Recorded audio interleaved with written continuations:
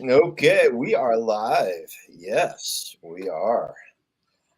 So for those of you who are familiar with me, of course, I hope you're familiar with me. You're looking at me on one of many of my channels.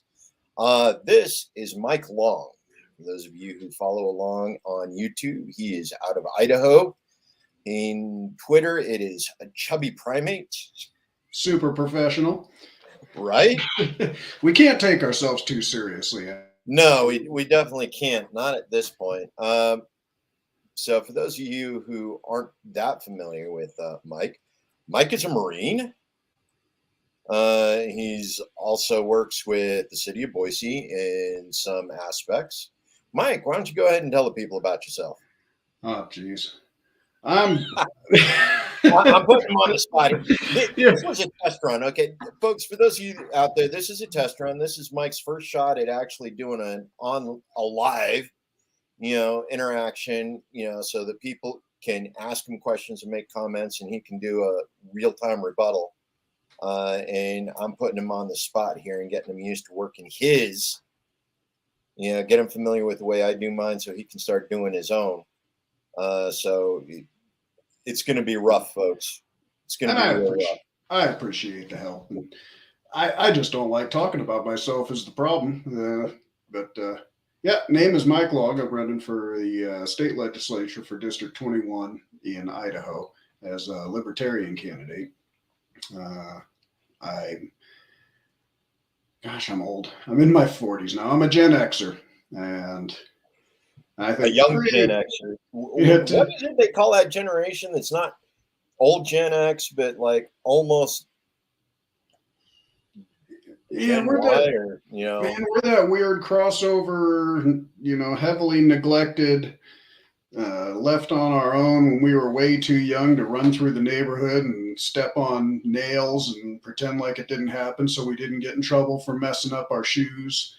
Right. So if you grew up in Idaho, all the goat heads you tracked into the house, you get mad about. Right. Well, I grew up in Southern California. Dad was in the Navy. He was a Seabee. So we grew up in San Diego and Port Hueneme and Ventura County. And after that, we moved up north around about Sacramento. And so, yeah, I'm a Marine because there are no former Marines. Nobody was ever a Marine in the past. It's we were thoroughly indoctrinated and part of the tribe. And once you're in, you're in. You don't leave that cold. You just get to go home for a while. But yeah, I was stationed in Hawaii, so I had it really rough. Not like Joe here that got sent to the sandbox to mess around with those guys. I went to a different sandbox and messed around with the locals and had a real good time of it. Learned how to surf while you were there? Oh, well, that's generous. I had good teachers that were severely disappointed in my performance, but we had a hell of a lot of fun trying. So yeah, I moved up to Idaho. I was actually homeless when I moved up here. That was, when I split up with my kid's mom, and of course, being in California, the guy always gets the short end of the stick on that one. So when my folks said they were moving up here, I said, well, hell, I'm living in my van and I can drive your truck. So the original plan was just to come up here and help them get settled in. But then when I got here, I figured, well, I got nowhere else to be. So I settled in here, and Idaho's been very good to me. Made it from homeless, living in a minivan, to now I own a home in Meridian and have a great wife, and my kids are pretty okay. And I got a job that pays the bills. So how much can you complain when it comes down to it? Yeah. And politically, I find Idaho interesting because it's more or less tolerable for me, because there's really, the wackadoos stay on the news and stay out of my neighborhood, and they don't really bother me. And I'm a little bummed out for the what I call the opposition party, the poor Democrats. People of a more liberal bent have a hell of a time. And I don't think it's healthy to be as unbalanced as we are. I think, as quiet and peaceful and calm as it is for the most part, I think that having that unbalance in the political force is setting yourself up for pretty bad failure, because if we can't have a more or less central, neutral, favoring, heavy liberty, then you're going to slip just a little further and a little further into authoritarianism. And, on the right, you're going to slip into more theocratic authoritarianism. And on the left, you're going to slip into a secular authoritarianism. And it's a natural evolution of the body politic. You can't avoid it. It's going to happen eventually. And my remedy for that is to eliminate as much power and influence from the government as possible. If they can't weaponize a law that doesn't exist, is my theory. So, if you want separation of church and state, then the law should be more or less silent on the matter of church and state, because then there's not a side of that debate that can increase their influence in the law or diminish the influence of the other in the law. It all boils down to community and relationships and how we negotiate life with each other. And nobody is coerced or forced into either position. Yeah. And that's one of those things that's interesting. A lot of people who find themselves in Idaho politically, they come here thinking it's a nice red state. It's red. It's going to be a nice red state. And they show up and go, wait. The Idaho Republican Party is not the California Republican Party, and I think not by any stretch of the imagination. No, it's not. And the Idaho Democrat Party is not the Nevada Democrat Party. It's this state wasn't settled by weak people, and this is the high desert. This is the environment here is hostile to life, and it's hostile to commerce. And it's hostile to everything. So the people that stopped here on the Oregon Trail were pissed. They made it this far from Missouri and said, I'm done. I hate all of you people. You go to Oregon. That's fine. I'm staying here. And I've traveled enough. I'm done. Yeah. I'll make it work where I'm at. Yeah. These are the guys that, they cleared fields of lava stone with 4 inches of topsoil and turned it into an agricultural powerhouse. So, the liberal, conservative, Republican, Democrat, this state was not settled by weak, stupid, feckless people. But we're in danger of being led by those people, because that's just a condition of being comfortable and being secure. Good. So Jennifer has joined us. Hi, Jennifer. Hey, Jennifer. Of course, we got our other comments. James Stowe, he comments quite a bit on my other show. And my brother has to pop in and make a comment. But yeah, it's one of those things. It's funny because you look at Idaho politics, and it's one of those I talk about it, and some other people have noticed it. But it's like you come in and you show up and you realize that the Idaho Democrats, are still to the right of a California Republican. And you got to step back and wait, where am I now? When did I ride the tornado over the rainbow? Right.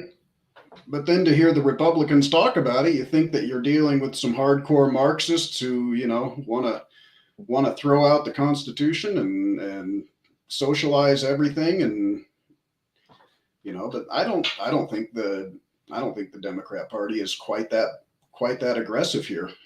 So, but they have to, they both have to play their part. They both have to act like the national parties tell them they have to act. And it just gives you a weird vibe when you're in a place where that's just plain old not necessary. Yeah. It is a weird dynamic as far as the politics go here, especially when, and one of the things that I don't know whether or not you've noticed, but in your time here, most people in Idaho don't care. No, day to day. No, your laws, whatever. Okay. I go play your games and do your little civil discourse up in the state house, and and until it bothers me, until I have police knocking on my door enforcing some crazy BS that you decided to, make a law, I don't care. Yeah, the only time I've really heard people get uptight about it is, when they have to go pay a fee or a fine or get a license or get a permit or, jump through some weird hoop that just seems like, we got bored, so we created this thing that you have to do. But when you're done filling out all the paperwork and you got your certificate or your permit, you realize, well, this is useless. It didn't make me better at it. It didn't make me safer at it. It didn't make me smarter at it. All it did was cost me $200 and, a week's worth of my time. And even the office that gave it to me doesn't care about it. You go talk to these people, they're like, oh yeah, we got to do it. And I've found that at so many state offices, and I don't know if they're just trying to keep people from getting mad at them or if they're serious, but they just, it's not important to them. It's not important to me.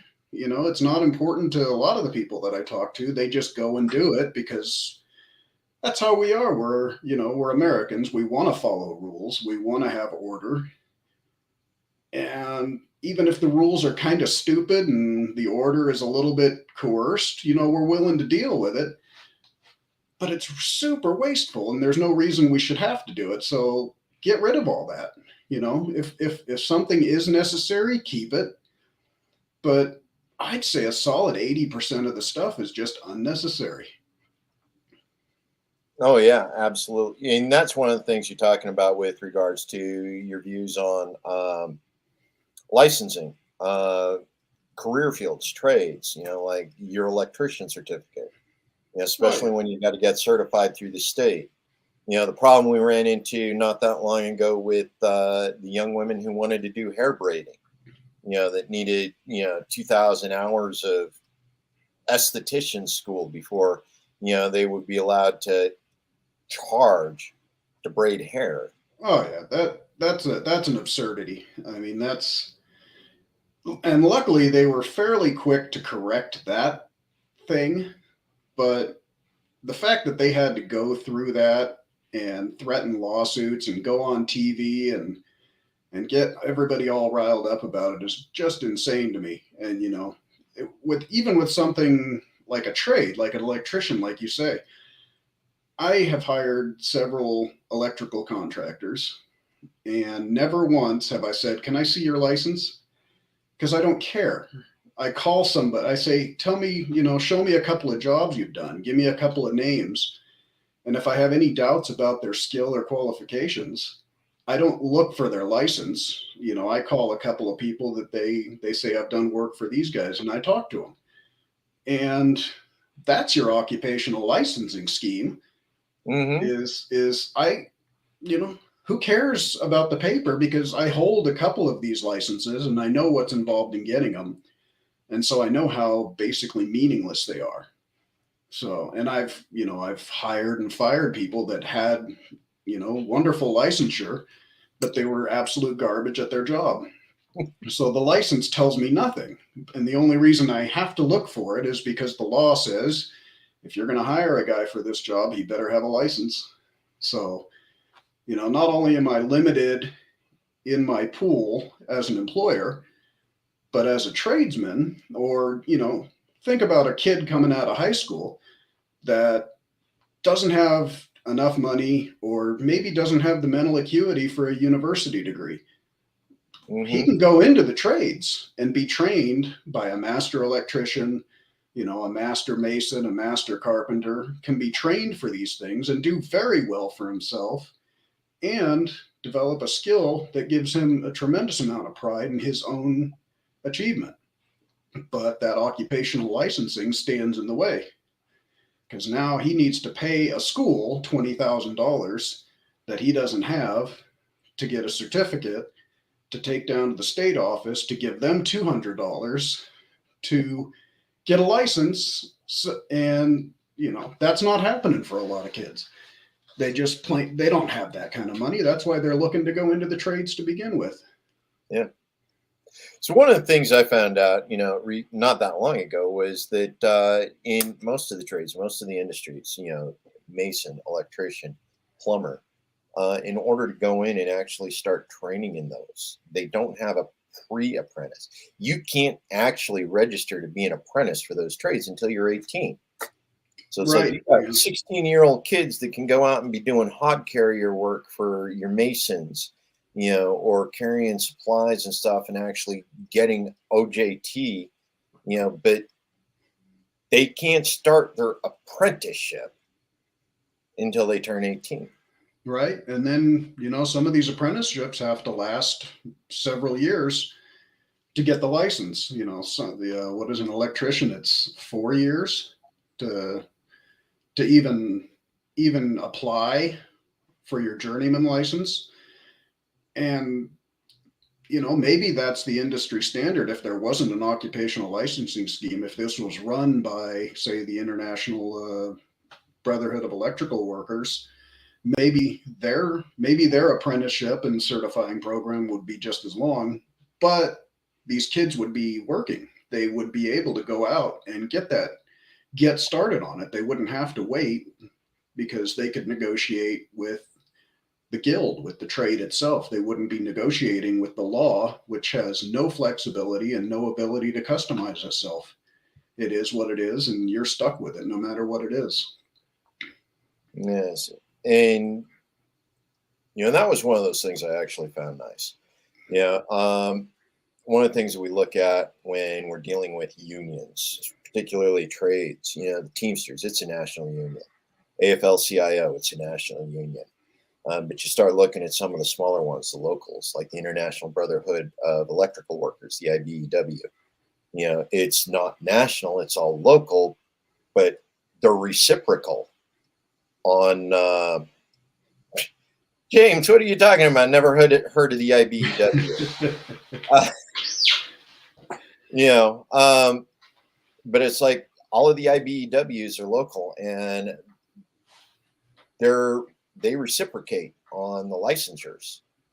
So it's like you can carry an IBEW, journeyman's card from Idaho and work with any union anywhere else in the United States. Just pick up, go, move, do the work there for the time you want to spend there, and then move on to the next place. And that's the origin of guilds and unions. Is, my great grandpa, when he came to this country, worked on the docks in Oakland, and he could take that union card to New York, New Jersey, South Carolina, anywhere, and that card from his union told them that he knows what he's doing, because they knew the other union bosses, and they knew that they weren't going to, give some joker that card. Yeah. So we're here at about 19 minutes, and we didn't want to spend too much time on today, just sort of talk about random stuff. Mike, go ahead, give the people your website.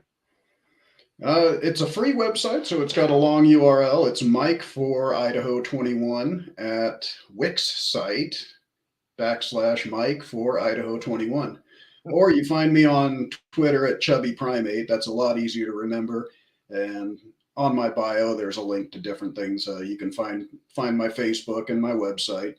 I'm not accepting any cash donations. I know you guys are all ripping your wallets apart trying to get those cards out, but one of my theories is all money in politics is corrupt, and I'll probably change my mind, because I'm going to be going up against the establishment machine that's got more money than sense. So at some point, I'll be the hypocrite asking you for a little bit of cash, but not today. But yeah, go check me out. Love me or hate me. We should talk. And whether I agree with you or not, whether you agree with me or not, it's the conversation between people that disagree that gets the most done. Because I can yell into an echo chamber all day long with people that agree with me, and we will never get anything done, because we all already know everything. So especially if you hate me, talk to me, challenge my ideas, tell me why I'm wrong. I'm always willing to change my mind in the face of, reality and facts. So put the pressure on, turn the heat up, and make me look like an idiot. I welcome it. Yeah, he's a Marine. He's used to being done dirty like that. You can't abuse me any more than I ever have been. So can't smoke a rock. Okay.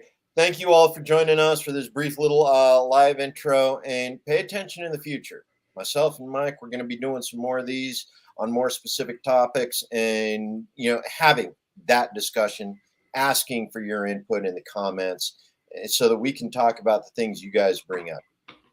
So love you guys. Remember, family, friends, community. As long as you got those three, make things happen. Aloha.